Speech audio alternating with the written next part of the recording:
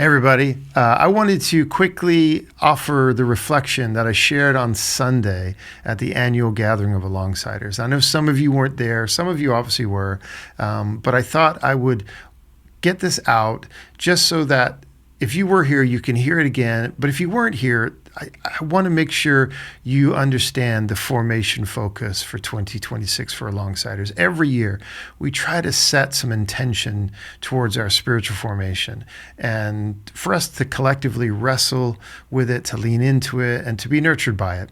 And so this is the 2026 formation focus, and it comes out of a really familiar parable of Jesus that you can read in Mark 4, Luke 8, and Matthew 13. And we're calling this year-long formation focus, Throw Seed, Trust God. Throw seed and trust God. As I said, it comes out of one of a more familiar parable of Jesus, and it's called the parable of the sower. And some of you may know it. It simply reads, a farmer goes out scattering seed, and some of the seed falls on the path, some on rocky ground, some among thorns, some on good soil. And usually we tend to focus on the soil, and we ask maybe what kind of soil are we to receive the seed? And that has importance because Jesus talks about that. But this year, we're not just focusing on the soil, we're focusing on the sower, and in particular, the sower's generosity.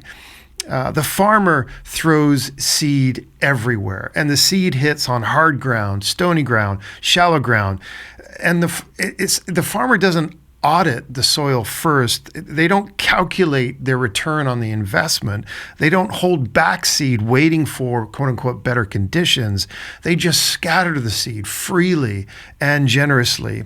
And here's what gets me. The sower doesn't seem to care how the seed lands. They're not anxious about outcomes. They're not controlling where it goes. They just throw it and then they trust. Trust that God will do what God does with the seed. Trust that some of it will take root. Trust that growth happens in ways we cannot see or control. Trust that faithfulness matters more than results. And this is the kind of life we're being invited into this year. A generous, unguarded, trusting life. The sower doesn't ask, will this work? Before scattering. They ask, what seed have I been given?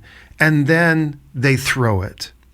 Now, this isn't just a nice farming metaphor. This is actually ancient wisdom that shows up everywhere you look. The Stoic philosophers taught something they called the dichotomy of control. Some things are up to us, some things aren't. We control our actions, our efforts, our integrity. We don't control outcomes, other people's responses, or whether the world will cooperate with our plans.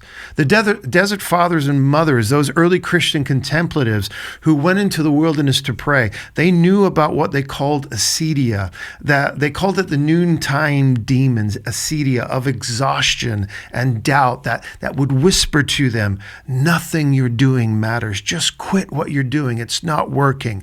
And their response to what they called the noontime demons or the acedia was a response that said, no, I'm going to stay. I'm going to keep showing up, and I'm not going to flee. I'm just going to keeping on. And there's the mystics like Julian of Norwich or John of the Cross talked about trusting God in the dark, when you can't see what's happening, when nothing makes sense, when it feels like your prayers disappear into silence. They called it the cloud of unknowing. And we scatter seed into that cloud. And here's what's remarkable. Even modern psychology has caught up. Therapists now teach something called radical acceptance. You can't change what you won't admit is real. And then they also teach values-based living. Do what's right because it's right, not because it guarantees the outcome you want. All of these, ancient philosophy, desert spirituality, mystical contemplation, contemporary psychology, they're all really saying the same thing. You can't control outcomes. Stop trying. Do the right thing because it's right, not because it's guaranteed to work. And then stay faithful in the middle, even when you can't see the results. And trust that your actions matter, even when you can't measure them. That's what the sower does. And that's what we are learning to do this year. And so the invitation and the intention for 2026 is, what if we lived like the sower? What if we scattered the seed we've been given? Our time, our attention, our resources, our talents, our presence, our gifts, our desire, our love, without demanding guarantees. What if we showed up in our faith, in our healing, in our relationships, in our neighborhoods, in our work for compassion or justice, kindness, and truth, not because we can control the outcome, but because faithful scattering is what we're called to do? And what if we trusted God with the results while we gave ourselves to the process?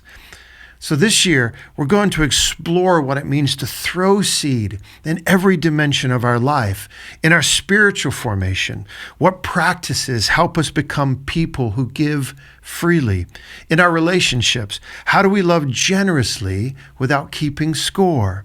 In our engagement with the world, where is God calling us to scatter seed for justice and kindness, equity, care, compassion, even on the hard ground?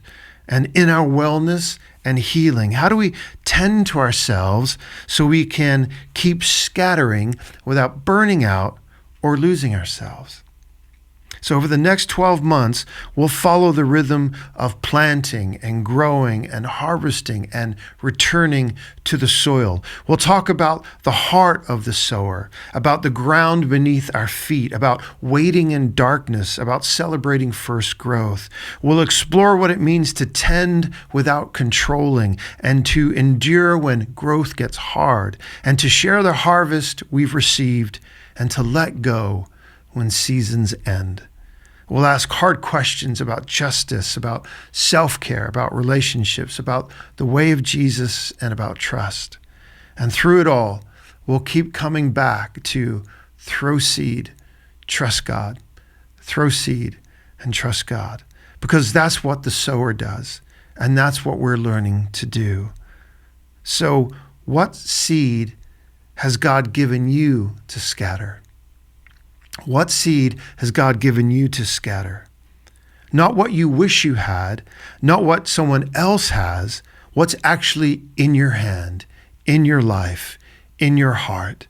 Maybe it's time, maybe it's a skill, maybe it's your presence, maybe you're listening, your prayers, maybe it's your resources, maybe it's your story, maybe it's you just showing up, maybe it's what you've learned from your pain or the seasons of life that you've been through. See, we all have seeds. We all have seeds. And this year, we're learning to throw it generously, to throw it freely without needing to control where it lands. We're learning to trust that God is faithful, that growth happens in the dark, that the sower's work matters even when we can't see the harvest yet. So throw seed, trust God. Alongsiders, this is our formation intention for 2026. And I pray that God would be with us. I pray that the Spirit will guide us. And I pray that we will be faithful and trust that what God grows, we will celebrate together. Amen. Amen. On Sunday, we handed out little packets of seed. And inside this packet is just wildflowers and just a little button of people practicing TSTG, throw seed and trust God. There'll be more of these available this Sunday that you can pick up one if you didn't get it, just as a physical, visual reminder of what this year might mean for you and what it will mean for us collectively. So I hope this was helpful.